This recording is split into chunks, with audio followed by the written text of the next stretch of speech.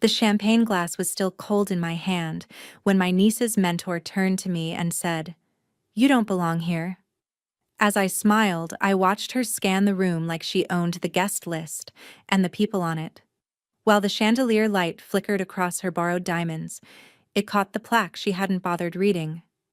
The same one bearing my name. Quiet, permanent, and paid in full. That's when the host raised his glass and thanked me for funding the entire night. So I clinked mine gently, next to the woman who mistook status for power. All right, before we dive into this crazy story, do me a favor. Subscribe and tell us where you're watching from. The chandelier light caught every inch of polished glass in the ballroom, scattering it across silk gowns and diamond earrings like a spray of frozen rain. Westport Heritage Ball, an evening that smelled of money, champagne, and quiet judgment. Dana Ridgely stood just inside the doors, one gloved hand on her niece's arm, the other wrapped around her clutch. Ava looked nervous. Her soft green dress didn't glitter the way others did. "Maybe we shouldn't have come," she whispered. Dana's eyes tracked the slow swirl of couples already drifting toward the auction tables. "We have every reason to be here," she said. Her voice was calm, measured, like the tide before a storm. Then came her. Camilla Ashford glided toward them, pearls swinging, smile glossy and predatory. The kind of woman who turned small talk into a weapon. Her tone dripped with syrup as she air-kissed the guests nearby, then stopped, right in front of Dana. "Well," Camilla said, pausing long enough for nearby heads to turn. "Didn't expect to see you here?" She tilted her champagne glass just slightly. "You don't belong." The words dropped between them like a crystal breaking. For a moment, even the string quartet seemed to falter. Guests who had been mid-laugh went quiet. Ava's face flushed red. She tugged Dana's sleeve. "Let's go." But Dana didn't move. Her grip tightened around Ava's hand, steady and unyielding. She looked at Camilla. Not up, not down, just directly. And smiled with a softness that cut sharper than anything she could have said aloud. "No," Dana murmured. "Not tonight." A waiter passed with flutes of champagne, and Dana took one without breaking eye contact. The gesture was small, but carried the authority of someone who'd seen 100 rooms like this and outlasted them all. Camilla blinked, the faintest flicker of confusion in her expression. Across the room, Leo Park caught Dana's eye. The familiar warmth in his gaze steadied her. He lifted his glass in a subtle toast, unnoticed by most, but perfectly timed. Dana clinked her flute against Ava's. "Smile," she whispered. "Let her talk. She'll choke on it later." Camilla turned away with a brittle laugh, already pretending the exchange hadn't shaken her. But the guests who had witnessed it whispered behind manicured hands. One woman near the punch table murmured, "Did you see how calm she was?" Another, "Who is she, anyway?" Dana ignored them. She walked deeper into the ballroom, the satin of her gown brushing the marble like a quiet signature. The evening unfolded in its usual pretentious rhythm, auctions, speeches, polite applause, but Dana barely heard them. Her mind ticked quietly behind her stillness. Every chandelier shimmered with names she'd seen on her donation receipts. Every tablecloth, caterer, and floral display had passed through a ledger she'd personally approved. It was all hers, though no one in this room knew it. Ava leaned close. "She embarrassed us in front of everyone." Dana's lips curved faintly. "Then let everyone remember it," she said. "Reputation only works if it's earned." They stood by the Lakeview windows as a photographer snapped pictures of the so-called elite. Dana's reflection stared back at her in the glass, composed, unreadable.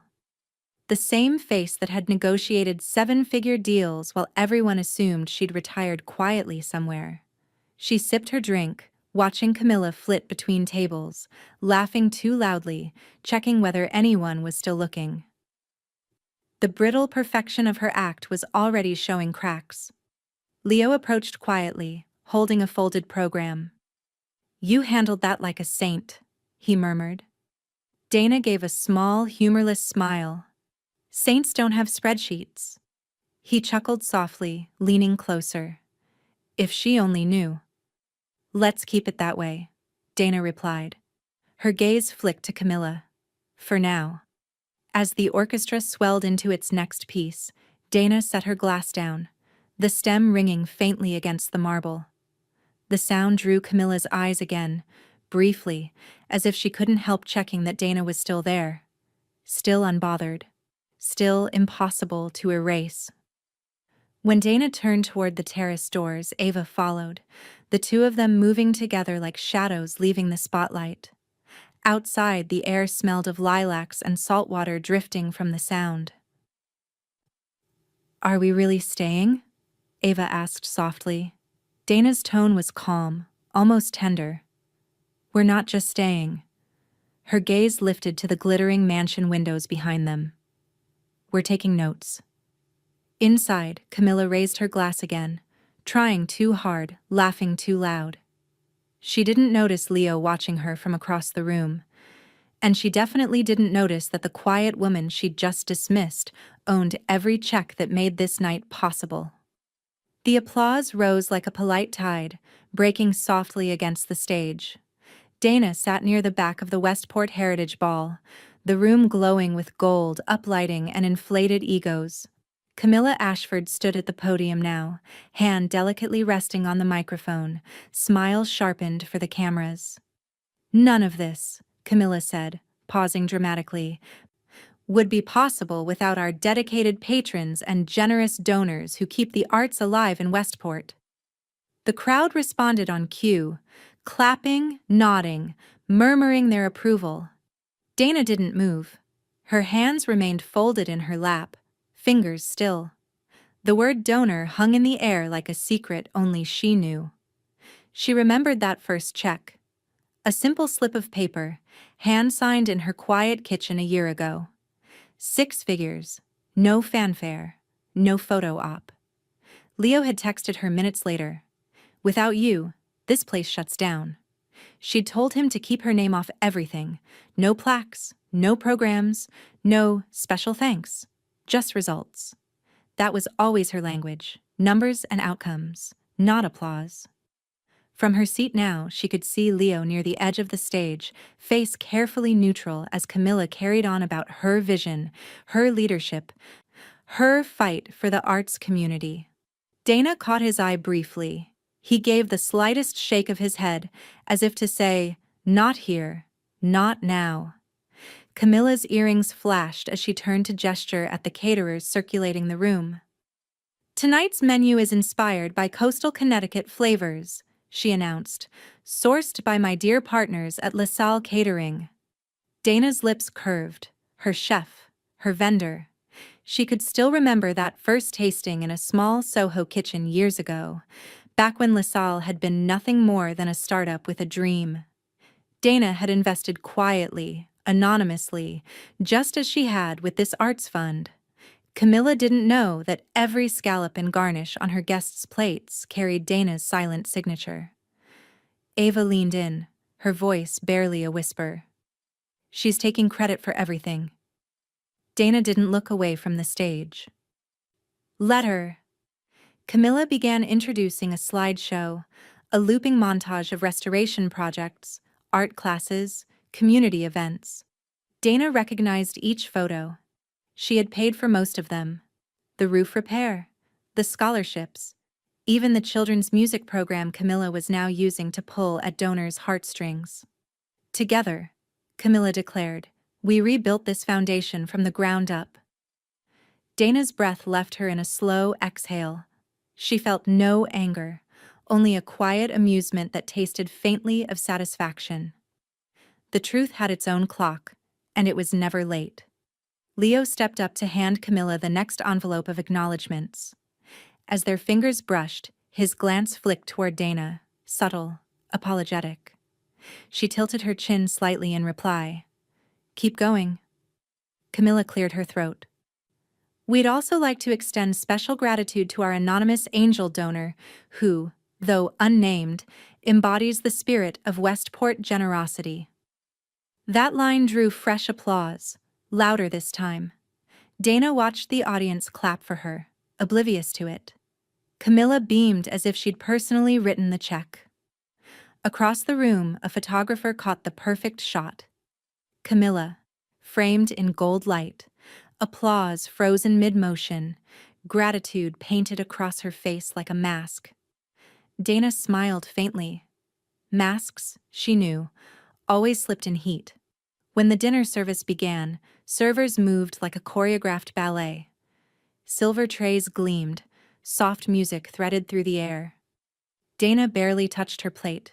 Her gaze roamed, taking inventory. The committee members, the donors, the influencers pretending to be philanthropists. She was building a map in her mind, a quiet network of favors and facades. Ava picked at her salad, frowning. "You're really okay with this?" Dana's eyes never left the stage. "It's not about being okay. It's about being observant." Observant? Everything they show you is performance. I'm watching for what they hide. When the live auction began, Camilla was radiant under the spotlight, coaxing bids from the crowd. "A private yacht evening for 12, she called out, gesturing to the screen showing glossy images of the harbor. Dana had seen those yachts before, half of them mortgaged, the other half leased.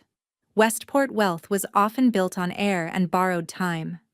"Sold, for 25,000, Camilla trilled, triumphant. The orchestra resumed, champagne flowed again. And still, Dana sat unmoving, hands steady, expression serene. Leo approached after the speeches, pretending to collect envelopes. "She's burning bright tonight," he murmured under his breath. "They always do," Dana said, "right before they run out of fuel." He hesitated. "You sure you don't want the credit this time?" "I have all the credit I need." She smiled faintly. "It's in her balance sheets." Camilla's laughter rose from across the room, sparkling but hollow. She was surrounded by admirers, people praising her leadership. Dana watched, calm and silent, like someone watching the last flickers of a candle that didn't know it was about to die out. A faint vibration in her clutch drew her attention. A new text from Leo. "Camilla just asked the web designer to remove donor transparency from the site. Says it'll streamline the look." Dana's reflection in her glass hardened, her smile cooling into calculation. "Streamline the look," she whispered, the phrase tasting of arrogance and opportunity. She placed her napkin neatly beside her plate and rose, the chair sliding back with a quiet scrape. Ava blinked. "Where are you going?" Dana's tone was smooth as silk. "To see what else she's trying to hide." The morning after the Heritage Ball dawned cold and overbright, the kind of light that made everything look sharper than it should. Dana sat in the sunroom of her lakefront home, a cup of coffee steaming beside her tablet. The silence of the house was precise. No clocks ticking, no chatter, just the slow hum of her espresso machine cooling. Ava padded in, barefoot, hair messy, clutching her phone. "Someone posted photos," she said quietly. "Camilla tagged half the town." Dana didn't need to ask where. She took the phone and scrolled. The images were predictably perfect. Camilla in sequins and satin, chin lifted, glass raised, captions dripping with self-congratulation. What an incredible night, celebrating community and creativity. But Dana paused on the third photo. Camilla was laughing in a cluster of women, and there, barely visible in the reflection of a mirror behind her, was Ava, half-turned, the shadow of unease still on her face.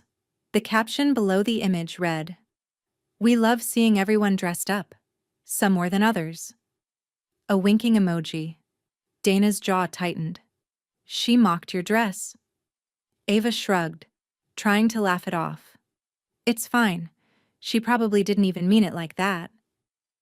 "Oh, she meant it exactly like that," Dana said softly. Women like her don't make accidents. They make impressions. She set the phone down. Her calm was practiced. Smooth surface, deep current.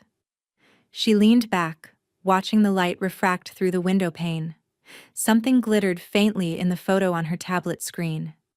Camilla's wrist. A bracelet. Rose gold, delicately engraved. Distinctive. Dana zoomed in.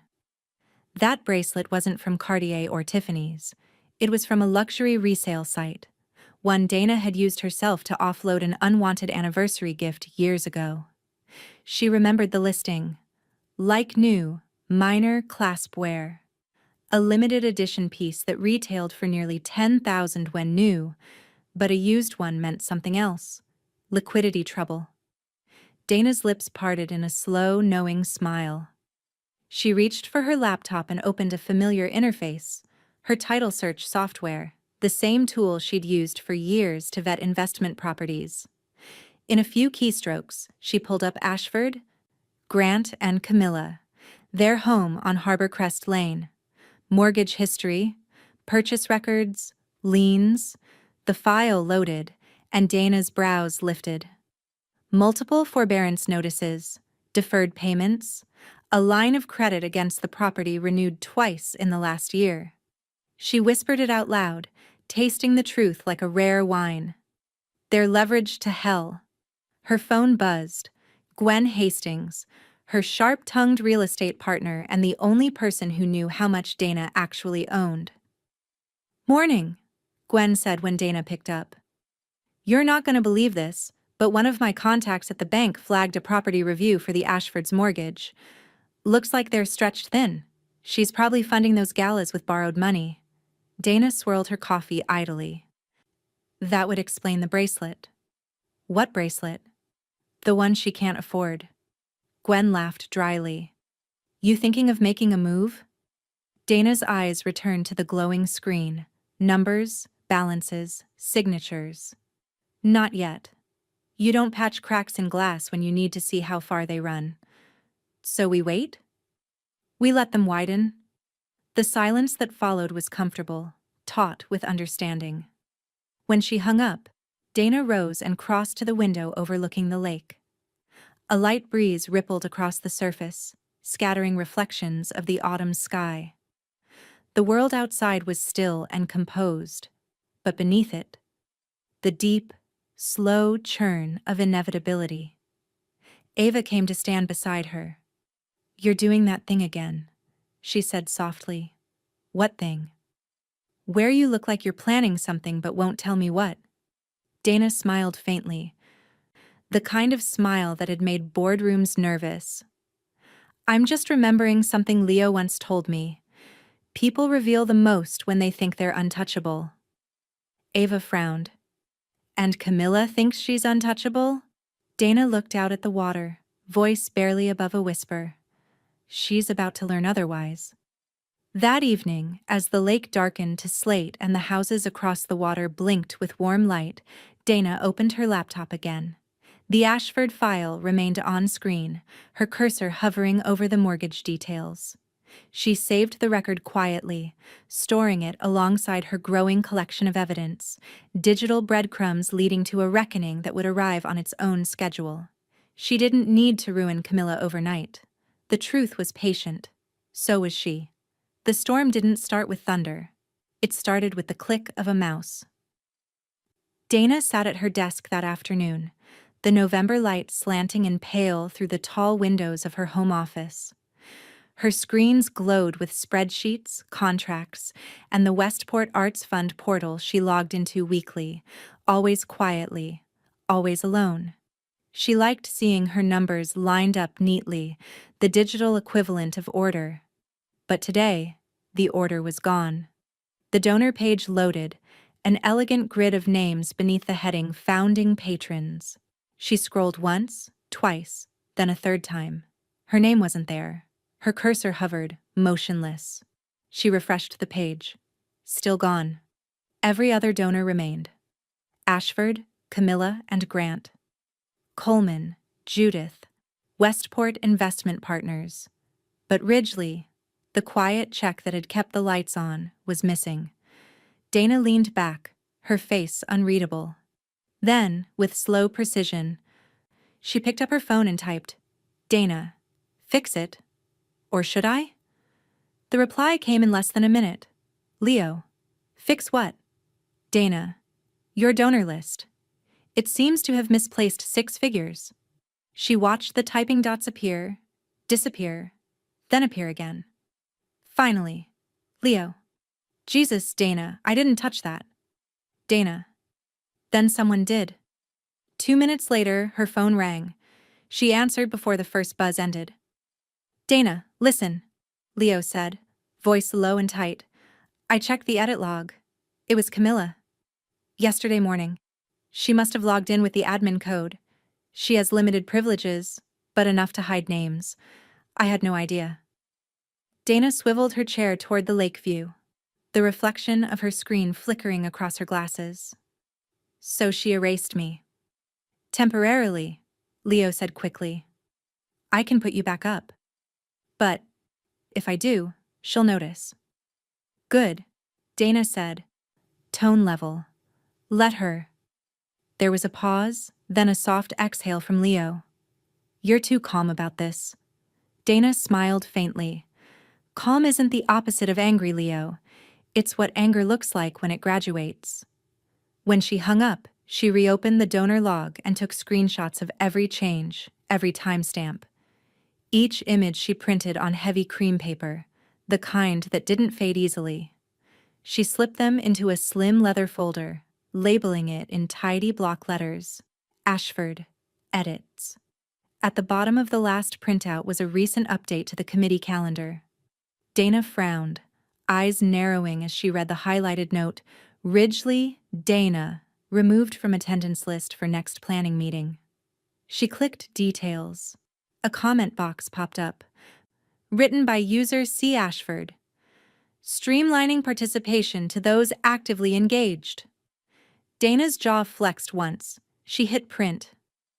When Ava came home from work that evening, she found her aunt still at the desk, papers neatly stacked, printer humming in its slow mechanical rhythm. Ava frowned. Are you printing emails?" "Evidence," Dana said simply. "Always keep receipts." Ava moved closer, scanning one of the pages. "She uninvited you? After everything you've done for that place?" Dana nodded, sliding the last printed sheet into its folder. "And she deleted my name, which is fine." "Fine?" Ava repeated. "That's not fine, Aunt Dana. That's insane." Dana rose, stretching, calm as the lake outside. "She thinks erasing someone from a list makes them disappear, but I've owned properties that didn't even exist on a map yet.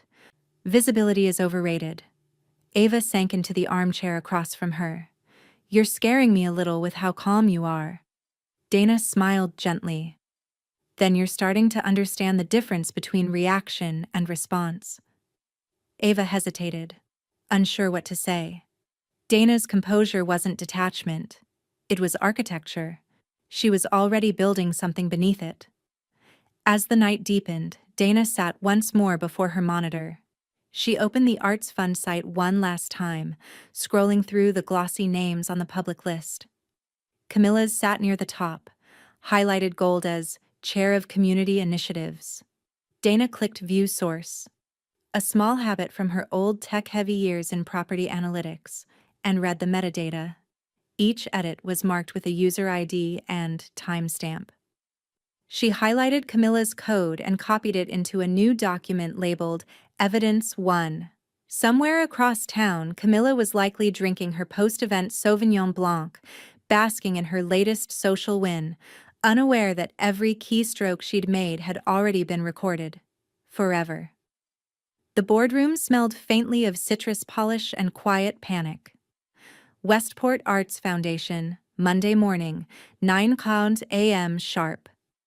The winter light spilled through the high arched windows, washing over the lacquered table and the faces gathered around it. The old guard of Westport philanthropy, each one pretending not to check their phones. At the far end of the table, Leo shifted in his seat. He'd called the emergency board meeting at dawn, per Dana's instruction. Camilla, of course, had arrived last, her heels clicking like punctuation marks, her smile weaponized. She was in her element here, the performance space without the stage lights, until she saw her. Dana Ridgely sat at the head of the table, serene in a charcoal suit, leather folder neatly placed before her. No introduction, no fanfare, just presence. Quiet, unshakable, undeniable. Camilla stopped mid-stride. "I'm sorry," she said with an airy laugh that didn't quite reach her eyes. "I think there's been some sort of, mix-up. This meeting's for board members only." Leo looked down at his notes, saying nothing. Dana folded her hands. "I'm aware." Camilla blinked. "Then why are you—" Dana opened the folder and slid a single page forward, the motion unhurried but surgical. Clause 14. Donation Agreement. Silent seats are granted to any benefactor whose contribution exceeds a set threshold. You remember the number? I'm sure. The room went still. Someone cleared their throat. Another shuffled papers without purpose. Camilla's eyes darted toward the foundation president at the center of the table. A silver-haired man named Burton Chase, who was suddenly fascinated by his coffee. "I wasn't aware we had any silent seats active," Camilla said, voice tighter now. "You weren't," Dana said mildly. "But the legal department was." She waited a beat, then slid the rest of the folder's contents across the table, each page pristine, printed on that same cream paper. The top sheet bore a header: Administrative Log. Westport Arts Fund Donor Portal. Burton adjusted his glasses and read the first few lines. The time-stamped edits glowed in the room's quiet. User: C. Ashford. Action: remove donor name from public list. Action: modify event participation roster.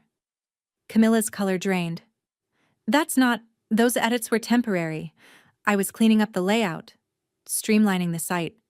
Leo finally spoke, voice steady, formal. "Those temporary edits included removing a donor whose contribution legally guarantees her a seat on this board." Burton looked up. "Camilla, is that accurate?" Camilla's laugh was brittle, misplaced. "Honestly, this is being blown out of proportion. The site needed reformatting. Our communications intern—" Dana interrupted softly. "Do interns use your personal login?" The question landed like a gavel. Camilla's mouth opened, then closed again. Across the table, Grant Ashford sat silent, his jaw clenched, eyes fixed on the wood grain in front of him. Dana watched him a moment longer than necessary, not out of pity, but calculation. He knew. Leo leaned forward, steepling his fingers. "We have a serious integrity issue," he said to Burton, to everyone. "If donor records can be altered without oversight, then the Foundation's transparency claims are meaningless. This isn't optics. It's ethics." Burton nodded slowly. "I'll need to review the internal access logs and inform the auditors." Camilla's composure cracked, her smile replaced by urgency. "You can't possibly think I meant harm. I am this foundation. Every event, every fundraiser—" "You were," Dana said. Camilla turned sharply toward her. "Excuse me?" Dana stood, gathering her papers with measured grace. "You said last night that you wanted to streamline participation. I agree. We should only keep those actively engaged." The echo of Camilla's own words hung in the air. A couple of members glanced at one another, and someone near the end of the table suppressed a knowing smirk. Dana met Leo's eye briefly, then looked to Burton. "I don't believe this requires hostility. It's not revenge. It's review." Camilla's voice broke on the edge of a laugh. "You can't just walk in here and—" But Dana already had. The meeting dissolved slowly into murmurs. Burton announced an immediate audit of digital operations, and Leo began collecting statements. Camilla's protests grew softer, less confident, as board members avoided her gaze. When the room finally emptied, Dana remained where she was, fingertips resting lightly on the table's polished edge. Camilla lingered at the doorway, her perfect posture faltering just slightly. "I don't know what you think you're doing," she said under her breath. Dana turned her head, her expression the picture of calm. "Correcting an oversight." Camilla's voice dropped lower, venom threading through the whisper. "You'll regret embarrassing me." Dana smiled, not with humor, but with precision. "No, Camilla. You'll regret thinking I wouldn't notice." As she gathered her folder, Leo approached quietly, voice pitched for her alone. "That was surgical." Dana slid the folder under her arm. "Documentation always is." They stepped out into the crisp morning air. The glass facade of the Arts Center reflected their figures side by side, one calm, one still processing the scale of what had just shifted. By Thursday morning, Westport's gossip mill had shifted into overdrive, though no one would call it gossip out loud. In a town like this, reputation traveled in polite whispers and group texts disguised as community updates.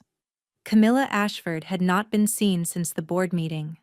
Not at Pilates, not at the Marina Cafe, not even on her usual mid-morning dog walk through Harbor Crest Lane. But her name was everywhere, usually in the same breath as audit, integrity, and Dana Ridgely. Dana didn't read the chatter. She didn't need to. The silence that followed her lately spoke louder than rumor. That morning, she opened her front door to find a small bouquet of tulips wrapped in brown paper, tied with a note. "From the old art students. Saw the video. Thank you." Dana frowned slightly, curiosity tugging at her. She opened her laptop and found what they meant. Someone, probably one of the junior members in the room, had discreetly recorded the end of the board meeting. The clip showed Camilla's sputtering denials and Dana's calm dismantling of them. The video was barely 30 seconds long, but it had already traveled through town like pollen in the wind. She read the comments once, then closed the tab. She didn't need to bask in validation. The truth was already doing its work. Her inbox pinged again. This time, a message from an address she didn't recognize. Subject: "Finally someone said it." "We've always known what she is. You just gave the rest of them permission to see it." No signature, no flourish. Just honesty. The kind that lived beneath the veneers of country club smiles. Later that afternoon, Dana met Ava at the farmer's market downtown. It was a cool, crisp day, tables heavy with apples, pumpkins, and the smell of cider. The same people who once barely glanced their way now greeted them with subtle nods, quiet smiles. One vendor tucked an extra bouquet into Ava's bag for the Ridgeleys. Ava looked around, half in disbelief. "You feel that, right? People are nice all of a sudden." "They're not nice," Dana said lightly, slipping her hands into her coat pockets. "They're remembering their manners." Across the street, a pair of women paused their conversation as Dana passed. They didn't speak, just offered a small, respectful nod. She returned it, wordless but steady. It wasn't victory. It was recognition. Ava caught up to her. "You know, I've lived here almost 2 years, and this is the first time anyone's treated me like I actually belong." Dana's expression softened. "You always did. They just needed someone to adjust the lighting." They walked together past the bakery, the window filled with pies and conversation. The rhythm of the town felt subtly altered, like a room where the loudest voice had finally gone quiet. That quiet had a name: Camilla Ashford. The whispers were everywhere now. That she was taking time away. That she'd been misunderstood. But the truth was simpler. Her yoga studio had lost 2 instructors overnight, both citing ethical differences. The studio's Instagram page had gone silent, its comments section locked. Dana noticed, of course. She always noticed. They reached the lake promenade as the afternoon light thinned to gold. Ava glanced at her aunt. "You're not just invisible anymore, you know." Dana smiled faintly, watching the sunlight glint across the water. "I never was. I was watching." Ava shook her head, half awed, half uncertain. "Doesn't it feel weird? Everyone finally seeing you?" "It's not about them seeing me," Dana said. "It's about them seeing clearly." They stood there a while, side by side, the market noise drifting behind them. It wasn't triumph, Dana felt. It was inevitability, quiet and earned. Her phone buzzed in her pocket. A text from Gwen. "Gwen. Heard about the fallout? The board's reassigning committees? Guess who's off every single one?" Dana typed back. "Efficiency looks good on her." She pocketed her phone and turned toward the road. "Come on," she said to Ava. "Let's get dinner. You've got work tomorrow." Ava frowned. "You're coming?" "For once," Dana said. "I think I can afford to be seen."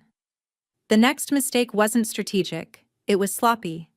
The kind of slip that only happens when pride starts outweighing caution. By Monday, Camilla had reappeared. A carefully curated Instagram photo of her sipping cappuccino at the Marina Cafe, captioned, "Back to business, rumors can rest now." It was the digital equivalent of a forced smile, but the town wasn't smiling back. Dana saw it while scrolling through her morning news brief, one brow lifting slightly. "She's pretending she's fine," Ava muttered over breakfast. "That's the first sign she isn't," Dana said. By noon, the pretense cracked. Dana's phone buzzed with a text from Leo. "Leo. You need to see this. Sent it to the wrong list. Forwarding. Now." The forwarded email loaded, a thread from Camilla's private account addressed to what she'd meant to be her inner circle. The subject line read, "Damage control and other disasters." Dana clicked. The Ridgely woman thinks she's some kind of savior. Let her have her little charity moment. She'll go back to obscurity soon enough. The board only listens because she bought her way in. Money doesn't equal class. The words were acid on screen, arrogant, careless, fatal. But the line that followed sealed it. "Honestly, Leo should thank me for keeping that place from turning into a retirement hobby farm." Leo had been CC'd accidentally, along with the entire Westport donor committee list. Over 60 addresses, PTA members, sponsors, faculty, even 2 local journalists. Dana reread it once, her mouth curving slightly. "And there it is," she murmured. Ava looked up from her laptop across the room. "What happened?" "Nothing I need to fix," Dana said. "Gravity's handling this one." By late afternoon, the town's digital grapevine was alive. The email had spread faster than the flu through a private school classroom. PTA mothers forwarded it by accident. Donor spouses screenshot and texted it in disbelief. Faculty threads at the Arts Center filled with reactions that ranged from shocked to vindicated. Leo called at 3:07 p.m., his voice a mix of awe and exasperation. "Dana, this might actually be the end of her." "Then I'll send flowers," Dana replied dryly. "She's trying to claim her assistant hit reply all." "Of course she is." Leo sighed. "Sponsors are bailing already. 3 major donors pulled their commitments this afternoon. It's a full exodus." "Let them go," Dana said. "It's overdue." He hesitated. "You're not going to say anything? Not even a statement?" Dana's gaze drifted toward the window, where the lake reflected the gray sky like polished steel. "No. When someone's drowning, you don't need to push them under." That evening, Westport's social web looked different. Camilla's studio page locked comments again, but screenshots of the email still circulated. Her damage control backfired spectacularly. Brands quietly withdrew sponsorships, foundations paused collaborations, and by nightfall, her own event planning team announced an indefinite hiatus. Ava watched the chaos unfold online, torn between shock and satisfaction. "She's unraveling," she whispered. Dana closed her laptop, unbothered. "She's revealing." Camilla, for her part, was in full survival mode. At 9:01 p.m., a hastily written public apology appeared on her Facebook page, one of those carefully staged posts written in the language of crisis consultants. "I deeply regret the miscommunication that occurred today. I've always been passionate about this community." But Westport was done listening. The comment section filled faster than she could delete. Words like condescending, entitled, finally exposed, trailed in long, angry threads. Ava scrolled through them, speechless. "They're eating her alive." Dana poured herself a glass of Cabernet. "They were just waiting for permission." The next morning, the fallout became visible. Camilla's husband Grant drove their SUV alone. No chauffeur, no smile. Her yoga studio's signage was missing by afternoon. Even her usual coffee shop stop was eerily empty when she walked in. The barista who once called her by name now just said, "Next." Dana didn't celebrate. She didn't gloat. She simply kept moving. Her daily walks, her quiet errands, her slow reclamation of space. Her silence was a statement all its own. By Wednesday evening, Leo stopped by Dana's house. He looked tired but lighter somehow. "You really won't speak publicly?" he asked as she poured him coffee. "I already did," she said. "Every time I didn't." Leo exhaled, smiling faintly. "You're dangerous when you're quiet." "Only to the loud," Dana said. They sat in companionable silence, the sound of the lake against the rocks steady and rhythmic. Westport had short memories for tragedy but long memories for scandal. By the following week, Camilla Ashford was doing what she did best, pretending she still controlled the story. She reappeared on social media with a new campaign, a community renewal pledge. Her voice returned to its trademark faux inspirational tone, hashtags, soft lighting, and a self-shot video framed by lilies. "Together," she said, smiling too hard into the camera, "we can restore faith in the causes that make Westport shine." That's why I'm pledging a match donation for every dollar given to the Arts Fund this month. It was performative philanthropy, and everyone knew it. But performative could still work, if no one called her bluff. Except Dana Ridgely always called bluffs. That evening, the clip played on the muted TV in Dana's kitchen. Ava stood at the counter sorting Ellie's school permission slips, shaking her head. "She's unbelievable. After everything?" Dana poured tea into a glass mug, her expression neutral. "She's trying to rewrite the story before it dries." "She's not even embarrassed." "She's desperate," Dana corrected. "That's different." Ava exhaled, looking weary. It's exhausting to watch her still win attention. Dana set her mug down. "Then stop watching her. Let's give them something better to look at." She opened her laptop, logging into the Arts Fund portal, the same one Camilla once weaponized. She typed Ava's name in the donor field, entered a figure twice Camilla's public pledge, and clicked submit. No signature, no fanfare. The confirmation email pinged seconds later. Receipt. Donation confirmed. Amount: $200,000. Donor: Ava Ridgely. Dana smiled faintly. "There," she said. A quieter kind of statement. Ava blinked. "Wait, what did you just do?" "I moved a decimal in the right direction." "Aunt Dana, tell me you didn't." "I did." Ava pressed her palms to her face. "They're going to think it was me." Dana's tone was calm, deliberate. "Good. Let them." By morning, the committee site was updated. Across the top banner, under Featured Philanthropists of the Month, was a new name: Ava Ridgely, Community Leadership Donor. The photo they used wasn't even posed, just one snapped at the farmer's market the week before, sunlight in her hair, Ellie laughing beside her, Leo called before breakfast. "You're not going to believe this. The committee's raving about Ava's donation. They're calling her a rising voice for the next generation of women in philanthropy." Ava nearly dropped her coffee. "They're what?" Dana hid a smile behind her mug. "See? All she ever needed was a platform she didn't have to beg for." 2 days later, Ava's inbox overflowed with invitations: network luncheons, charity mixers, leadership panels. She turned most down, overwhelmed, until one subject line caught her eye: Westport Women's Leadership Forum, keynote panel invitation. Ava stared at it for a long time before whispering, "They want me to speak." Ellie, overhearing from the breakfast table, beamed. "Mom, you're finally in the picture." Ava looked up at Dana, eyes wide. "What do I even say?" "Say thank you," Dana replied simply. "Then say nothing else.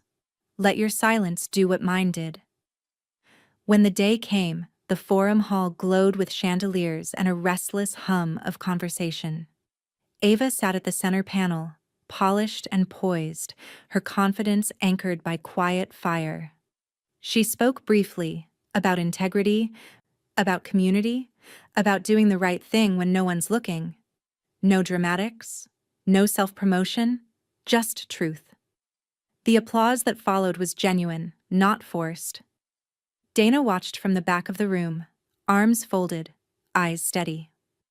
Across town, Camilla watched the live stream from her laptop, the morning light cutting harshly across her face. Her phone buzzed nonstop. Texts from old sponsors, reporters asking for comment, a notification from the Arts Fund tagging Ava as our new face of progress. Camilla's grip tightened around her mug until it cracked. Later that afternoon, the Westport Chronicle posted a feature: Ava Ridgely, the new voice of local philanthropy. The cover photo was radiant. Ava mid-laugh, Ellie beside her, Leo in the background clapping. Dana wasn't pictured, and she preferred it that way. Ava found the paper folded neatly on their porch when she got home. She held it up, still stunned. "I don't understand how you knew this would happen." Dana smiled without looking up from her tablet. "Because power isn't taken, Ava. It's transferred. Quietly. From those who waste it to those who earn it." Ava touched the headline again, her voice soft. "And what happens to her now?" "Camilla?" Dana closed her tablet. "She'll either learn humility or run out of credit. My bet's on the latter." The first sign was the lawn. Westport lawns weren't supposed to look tired, but Camilla's did. Uneven, pale, its once perfect hydrangeas brittle at the edges. Dana noticed it one morning on her usual walk, the November wind lifting her scarf as she slowed by Harbor Crest Lane. And then she saw it. The for sale sign. White, pristine. With a discreet gold border. Camilla would have insisted on that. But the sign's perfection only made the silence behind it louder. The curtains were drawn, the front door wreath gone. Even the glossy black SUV was missing from the driveway. Dana stopped at the edge of the sidewalk, gloved hands folded loosely before her. She didn't smile, she didn't linger. She simply looked, long enough to understand that the crack she'd seen on a screen weeks ago had finally split wide open in real life. Her phone buzzed. "Leo. Leo. You've seen it, haven't you?" Dana. "The sign?" Leo. 6 months behind. Bank wouldn't grant another extension." Dana typed back slowly. "Dana. I told you. The truth keeps its own schedule." That afternoon, she sat in her office overlooking the lake, the same folder from months before, open beside her keyboard. She searched the property database, parcel Quer HC14, the Ashford residence, transfer pending, lien satisfied by private holding company, her private holding company. She glanced toward the doorway as Gwen appeared, arms crossed, brows raised. "Tell me I'm hallucinating. Tell me you didn't just purchase Camilla Ashford's waterfront showpiece through Ridgely Acquisitions." Dana's tone was soft, almost casual. Technically, the firm did. Gwen dropped into the chair across from her. Dana, that house is going to be headline gossip for months. You can't honestly want that mess on your portfolio. I don't, Dana said, tapping the folder closed. I want it off hers. Gwen blinked. You're buying her house to help her? No, Dana said, to help the town remember who actually builds things here. We'll flip it to the local housing organization, the one she ignored for years while fundraising for yoga retreats. Gwen let out a low whistle. You're turning the Queen's Castle into affordable housing. Dana's eyes flicked up, calm and unyielding. Let's call it rebalancing the market. By Friday, the paperwork was finalized, quietly, through escrow channels. The press never knew. The deed was transferred, the closing documents signed by a trustee no one would trace. When Dana left the office that evening, she passed the property once more. Moving trucks lined the curb. Men carried out furniture wrapped in gray blankets. The sky was low and pale, the kind of Connecticut winter dusk that made everything look washed of color. Camilla stood on the porch, her hair pulled back, dressed in expensive athleisure that didn't hide the exhaustion. Her voice carried, brittle and breaking. Be careful with that mirror, it's Italian. Grant was nowhere in sight. Dana stayed across the street, unseen behind her sunglasses. She watched a framed photo slip from one mover's grip and shatter against the driveway. Camilla flinched but said nothing. She just stared down at it, jaw tightening, then turned and disappeared inside. Dana's phone buzzed again. Leo. Leo. Word is, she's moving into one of those rentals off Bayview. 2 bedrooms. No yard. Dana. Fitting. Easier to manage her reflection that way. She pocketed the phone and kept walking, the cold air biting at her cheeks. That night, Gwen called again. You're sure about the transfer? No one's going to know it was you? I'm sure, Dana said. It's not about ownership. It's about correction. You're scary when you sound that calm. I'm not calm, Dana replied. I'm finished. For the first time in months, her house felt lighter, like the weight of a long-kept promise had lifted.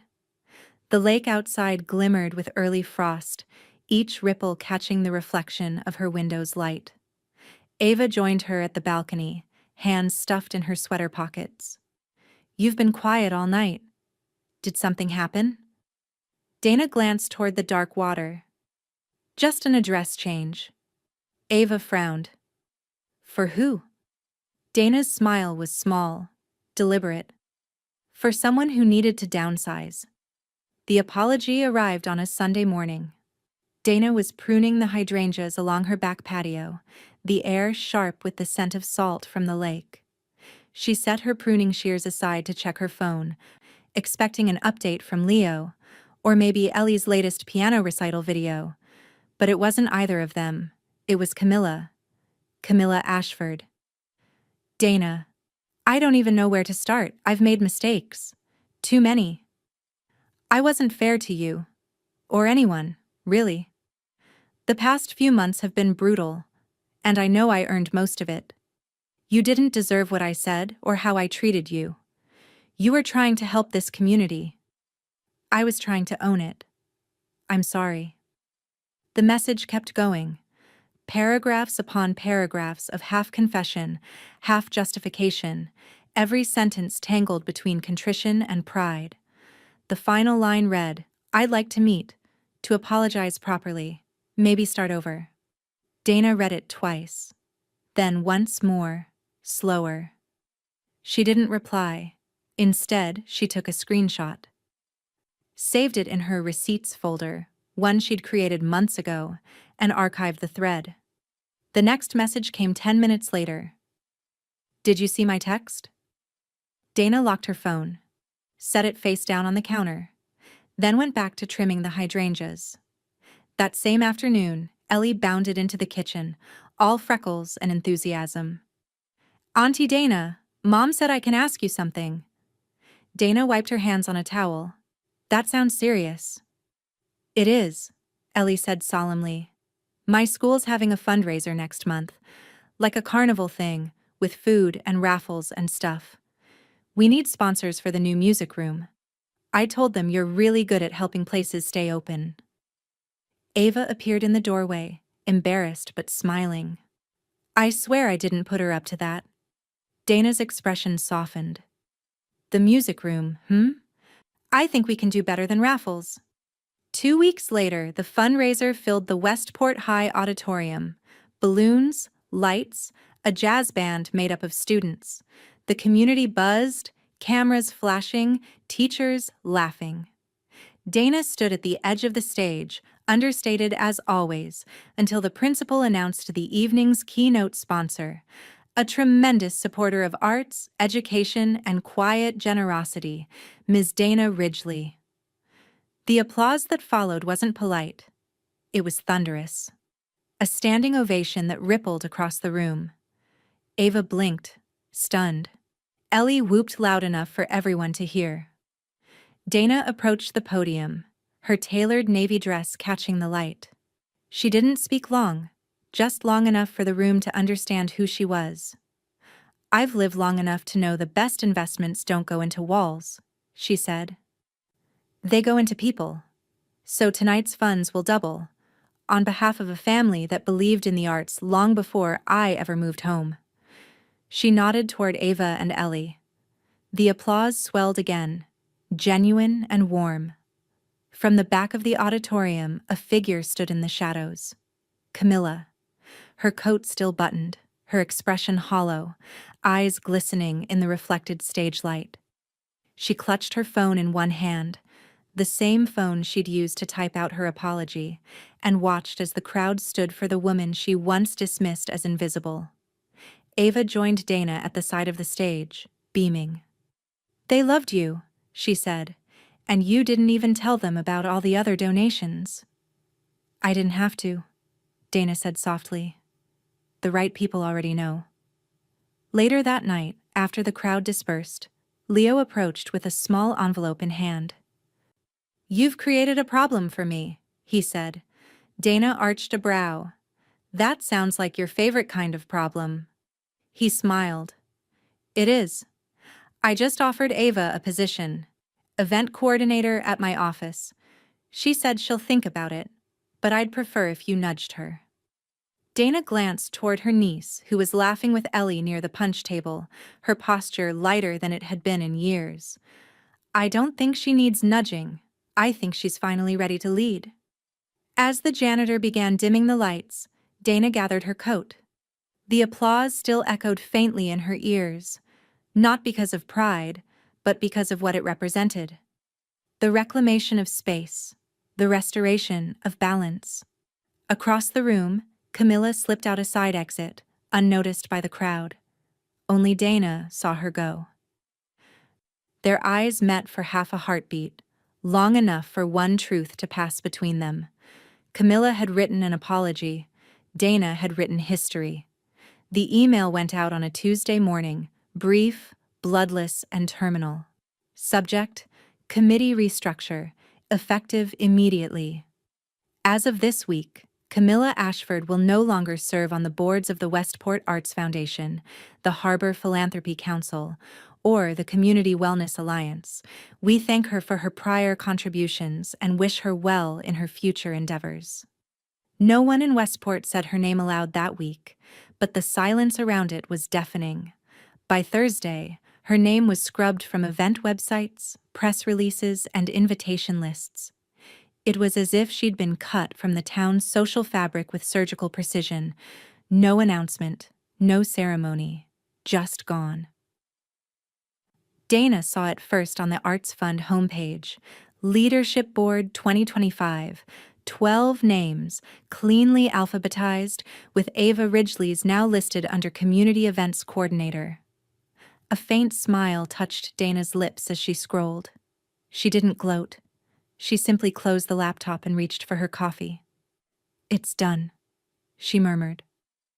Ava entered the kitchen, still half asleep, holding Ellie's forgotten lunch bag. What's done? Housekeeping? Dana said. Digital this time. Later that evening, the Westport Gala for Family Wellness took place at the Grandview Hotel Ballroom, a smaller event than usual, but one that mattered more. Dana attended in understated black silk, Ava beside her in an elegant navy jumpsuit. The crowd greeted them with warmth that used to be reserved for Camilla, soft, curious smiles, a kind of reverence for the woman who had somehow become Westport's quiet center of gravity. They took their seats as the lights dimmed and the dinner began. Conversations flickered like candle flames, small bursts of gossip and laughter. But the missing presence in the room was its own ghost. Gwen slid into the chair beside Dana halfway through the entree, lowering her voice. "You noticed the empty seats at table 1? Dana didn't look. "I noticed the tablecloth. Still pressed, still waiting." "Grant's here," Gwen said, glancing toward the bar. "But she's not. They say she tried to attend and was told her tickets were void." Ava's fork froze halfway to her mouth. "They barred her?" "They didn't need to," Dana said. "The system did it for them." Gwen exhaled a soft whistle. "She looks like a ghost in her own town." Dana's gaze followed the room's golden light as it moved across sequined gowns and polite laughter. "That's because she was only ever costume," she said quietly. Ava turned toward her, the words sinking in. "You really think she'll disappear?" "Not disappear," Dana replied. "She'll fade, same as any illusion once the lights go out." The evening carried on. Leo joined them midway through dessert, handing Ava a crisp folder. "For you," he said. Ava blinked. "What is it?" "The event schedule for next quarter," he said. "Full access. You're officially heading community coordination. Congratulations." Ava's eyes widened. "Wait. Me?" "You earned it," Leo said, grinning. "Westport needed new blood, and you've got Ridgely steel in your veins." Dana's lips curved faintly. "She does." Ava stared down at the folder, overwhelmed. "I don't even know what to say." "Say yes," Gwen muttered. Yes, of course." Leo raised his glass toward Dana. "You said it months ago. Correction, not revenge. Looks like both worked." Dana met his toast but didn't clink. "Correction's ongoing," she said softly. As applause filled the room for the evening's charity total, Dana's phone buzzed on the table. A new message from an unknown number. "Unknown. You think you've won. You don't know what's coming." She didn't react immediately. She just turned her phone face down, sliding it beneath her clutch. Ava noticed the movement. "Something wrong?" Dana smiled, her expression unreadable. "Just noise." They rose as the music swelled and guests moved toward the dance floor. Outside the ballroom windows, snow began to fall. Light, soundless, inevitable. It started, as so many scandals did in Westport, with numbers that didn't add up. Gwen Hastings found them first, buried in a spreadsheet she'd been asked to audit for a client's donation report. A local women's wellness initiative, supposedly one of Camilla Ashford's last remaining personal projects. Gwen called Dana at 9:30 on a Thursday morning. "You've got a minute?" Dana was sorting through old donation receipts at her kitchen counter, the winter light cutting across the marble. "Always," she said. "You're going to love this one," Gwen replied. "Remember that fundraiser Camilla ran back in September? The one with the ridiculous lavender dress code?" "The one where she raised $250,000 for wellness outreach," Dana said flatly. "Yes. Why?" "Because," Gwen said, "only about 30,000 of that actually reached the foundation. The rest went somewhere else." Dana's eyebrow lifted. "Where?" "Try her Venmo history, a stylist fee, 2 jewelry invoices, and, get this, a $12,000 payment labeled retreat planning." The retreat never happened. Dana was silent for a long beat. "You're sure?" Gwen laughed without humor. "I cross-checked everything twice. She's been laundering image, not money, but that's enough." Dana reached for her folder, The one labeled Ashford. Active. Send me the files. By afternoon, she had them all. The payment records, event ledgers, vendor statements, each transaction quietly damning. Dana organized them into tidy stacks: digital, physical, chronological. Then she drafted a simple email. To Board President, Westport Arts Foundation, CC, Legal Counsel, Westport Charitable Oversight Committee. Subject: Irregularities in charitable disbursements attached. Documentation for your review. I trust you'll know what to do. Dana Ridgely. She hit send, then closed her laptop. By the weekend, the fallout began. Leo called Saturday morning. You saw the papers? I don't read scandal, Dana said, stirring her coffee. You don't need to, it's everywhere. Someone leaked her Venmo screenshots, payments to a stylist, a boutique, even her yoga instructor. Half the donors from that event are demanding refunds. Who leaked them? Leo hesitated. No one's sure, but the Oversight Committee confirmed your documents lined up with their findings. They're opening a full inquiry. Dana's tone stayed even. Integrity is quiet, Leo. So are consequences. He let out a slow laugh. You always sound like you're quoting scripture when you say things like that. Maybe I am, she said, smiling faintly. Just a different kind. By Monday, Camilla's name had vanished again, but this time not from websites, from contracts, from sponsor lists, from every upcoming event statewide. The dominoes fell quickly once brands saw the word misappropriation. Ava read the headlines at breakfast, her brow furrowed. They're blacklisting her from every charity network in Connecticut. Dana took a sip of tea. Good. She wanted to build an empire. She should understand what happens when the foundation's rotten. Across town, the Ashford home, now vacant and in renovation for the housing initiative, made the news again. Only this time, it wasn't about philanthropy. Grant Ashford, Gwen said over the phone that afternoon, just filed for legal separation, cited financial misconduct and reputational damage. Dana's voice didn't waver.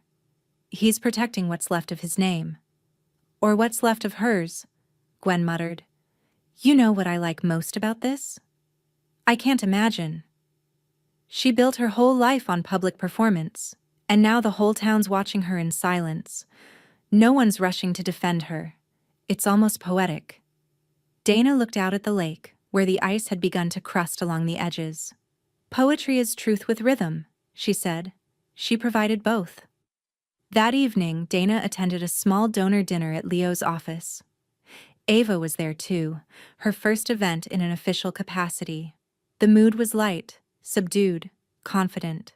Westport had finally turned its gaze toward the people doing the work, rather than the ones taking the credit. After dessert, Leo raised a toast. To transparency, to correction, and to the people who remember that giving quietly still changes the loudest rooms. Every head turned toward Dana. She inclined hers slightly. It's never about the volume, she said. It's about the echo. The night air over the marina carried the faint scent of lilacs and sea salt, the first breath of spring cutting through the last traces of winter. The Westport Arts Foundation's annual spring gala shimmered beneath the lights of the newly restored Lakeside Pavilion, a building that, months ago, would have borne Camilla Ashford's name. Now, the brass plaque at the entrance read simply, "The Ridgely Center for Arts and Education." Dana arrived quietly, as always, tailored charcoal dress, diamond studs, her hair swept into an elegant knot. Ava and Ellie followed close behind, both radiant under the glass canopy that reflected strings of white lights. The town was alive with chatter. Photographers hovered near the velvet ropes. Guests in tuxedos laughed beneath the chandeliers. But just beyond the curb, a black sedan idled. Inside it, Camilla Ashford sat alone. She'd been there nearly 20 minutes, watching the arrivals. Her reflection looked foreign in the tinted window. Tired, pale, edges blurred by months of fallout. but habit won over humiliation. She adjusted her lipstick, inhaled deeply, and stepped out. The whispers started before her heels even touched the pavement. Is that? She wouldn't dare. She's not on the list. Camilla walked toward the entrance anyway, head high, dress impeccable. She still knew how to move like she belonged. The security guard at the door, a man in a black suit with an earpiece, stepped forward politely. "Good evening, ma'am. May I see your invitation?" She smiled with old reflexes, producing a folded printout. "Camilla Ashford. You'll find me on the honorary list." He scanned the page, his professionalism unwavering. Then he looked up. "I'm sorry, Mrs. Ashford. You're not listed under any category." "That's impossible," she said, the laugh brittle. "I've attended this event for 15 years. He shook his head. "Per the new board policy, only verified ticket holders and board-approved guests are allowed entry. If you'd like, I can contact—" "Don't bother," Camilla snapped, color rising in her cheeks. "I know exactly who wrote that policy." From inside the glass doors, Dana caught the commotion, a ripple of unease at the entrance. She glanced toward Leo, who stood nearby in his tuxedo, scanning the crowd. "Let me," Dana murmured. The doors parted, releasing a soft wave of violin music and candlelight. Dana stepped into the crisp night air, every movement composed, deliberate. Camilla froze. For a heartbeat, neither woman spoke. The distance between them was only a few feet, yet it felt like years. "Good evening," Dana said evenly. Camilla's throat tightened. "You had me removed from the list." "I didn't," Dana said. "The board did. After reviewing the eligibility requirements." Camilla's voice cracked. "You think this town belongs to you now?" "No," Dana said softly. "It belongs to the people who stopped pretending." Behind her, laughter floated from the ballroom, the sound of a world that had moved on. A flash of light flickered across the glass. Ava stepping up to the podium inside, accepting a bouquet as the evening's event coordinator. The audience clapped. Dana turned slightly, her face illuminated by the reflection. "You built everything on the surface, Camilla," Dana said quietly. "I built from the foundation." Camilla's breath hitched. "You've taken everything." Dana's gaze didn't waver. "I corrected what you borrowed." The guard shifted uncomfortably, glancing between them. "Ms. Ridgely, is everything all right?" "Perfectly," Dana said. "Mrs. Ashford was just leaving." Camilla's hands trembled around her clutch. For a moment she looked as though she might argue, but the weight of the stairs from inside was too much. She turned away, retreating to the sidewalk as the doors closed behind Dana. Inside, the lights dimmed for the evening's main program. The stage curtains opened to reveal a small grand piano at center stage. Ellie, dressed in pale blue, sat poised with her hands over the keys. "Tonight," the announcer said, "our youngest performer dedicates this piece to her Aunt Dana Ridgely, for her belief that every note deserves to be heard." The first notes of Claire de Lune filled the hall, soft, rippling, haunting. Dana felt the sound bloom in her chest, delicate and infinite. Leo leaned toward her, his voice low. "This," he said, nodding toward the stage, "is what legacy looks like." Ava's eyes shimmered in the low light. Ellie played with the calm grace of someone who didn't just know the music. She felt it. The audience sat spellbound, listening to the song that seemed to wash the entire room clean. Outside, through the glass walls of the pavilion, Camilla stood beneath the street lamp, her breath visible in the cool night air. She could hear the music faintly, muffled, distant, unreachable. She wrapped her coat tighter and stared through the glass as Ellie's final note lingered in the air. Inside, the crowd rose in applause, a wave of sound she would never be part of again. Camilla's reflection stared back at her. Alone, outside, watching a world that had erased her. The morning of the opening felt different. Still, expectant. the kind of quiet that precedes a change no one can undo. The new Ridgely Center for Arts and Education stood gleaming by the lakeshore, glass walls reflecting the spring sunlight, its architecture a blend of precision and grace. The town gathered outside the entrance, the crowd murmuring in the soft hum of pride. Reporters adjusted camera lenses.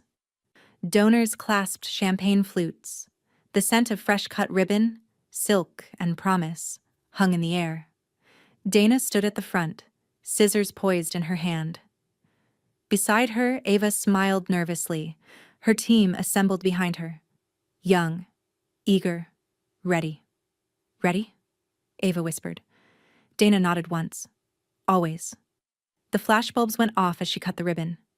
Applause rolled over them like surf, steady, warm, earned. Dana didn't flinch or grandstand.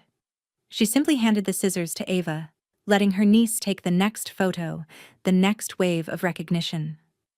Inside, sunlight spilled through the vaulted windows onto polished floors and murals from local students. The air carried the faintest trace of paint and cedar from the new studios. Leo walked alongside Dana, gesturing toward the hallways as they passed plaques engraved with donor names, each line honest this time, each name belonging where it should. At the end of the corridor, they reached what had once been the disused West Wing, a small studio room repurposed for youth classes. Through the glass panel, Dana paused. Ellie sat at the piano, her small hands guiding a group of children through simple scales. The kids giggled when they missed notes. Ellie smiled, patient and encouraging. Dana watched silently, her reflection hovering ghost-like in the glass behind her grandniece's bright form. She insisted on teaching Saturdays, Ava said softly behind her. Says the room feels like it remembers her performance. Dana smiled. It does. From the main hall came the sound of chatter and new beginnings, donors touring rooms, students exploring spaces, the hum of a community made whole again. Gwen found them near the central staircase, phone in hand. You'll want to see this, she said, tilting the screen toward Dana. Camilla's social accounts, Instagram, Facebook, even LinkedIn, were empty. Deactivated. No posts, no trace. The glossy life she'd curated for years had gone silent overnight. Is she gone? Gwen asked. Half whisper, half awe. Dana looked through the glass wall at the lake beyond. The water was calm, the sunlight fractured in ripples, as if the world itself had exhaled. She left, Dana said. The moment I arrived. Gwen tilted her head. You really don't believe she'll try to come back? Dana's tone was even, certain. You can't return to a place that moved on without you. Ava approached with Ellie in tow, her cheeks flushed from the energy of the day. Mom, Aunt Dana, come take a photo with us. Ellie called, waving from across the atrium. Leo grinned. You heard the kid. They gathered near the mural, a swirl of color painted by local artists, depicting the lake, the town, and a quiet woman holding out her hand to a young girl at a piano. Dana recognized herself instantly, even though no one had said it aloud. For a moment she let herself breathe it in, the sound of laughter, the rustle of programs, the feeling of legacy settling, not as a crown, but as a foundation. The applause began again when Ellie finished her short recital for the donors, her small voice echoing through the loudspeakers. This one's for Aunt Dana, she said shyly. She taught me that quiet people can still change everything. The audience clapped, and Dana felt a strange warmth rise in her chest, not pride, but something gentler. Continuity. The ballroom at the Grandview glowed softer than it had in years. Gold light on glass, low music threaded through the hum of conversation. It wasn't the size of the event that made it matter this time. It was the quiet, the absence of spectacle, the presence of substance. Dana Ridgely sat at the edge of table 7, the one nearest the window overlooking the lake. She wore silver instead of black tonight, the fabric catching the light every time she lifted her glass. She wasn't there to make a statement. She was there to mark an ending. Around her, the people who had once whispered now leaned in when she spoke. Ava, poised and certain, moved easily among guests, her badge reading Event Director, Ridgely Center for Arts and Education. Leo chatted with donors near the stage, his laugh genuine for the first time in months. Gwen waved from the bar, her grin wide, triumphant. It was a night of celebration, not of vengeance, but of arrival. The evening's speeches began. Ava approached the podium, her heels clicking in even rhythm. The crowd hushed. "I could stand here and tell you about budgets and attendance," she began, "but tonight isn't about numbers. It's about a person who taught me that the best kind of power doesn't announce itself. It simply acts." Her eyes found Dana across the room. "When we started this journey, I was just trying to fit in. Dana showed me what it means to belong. Not because someone lets you in, but because you decide to stay anyway.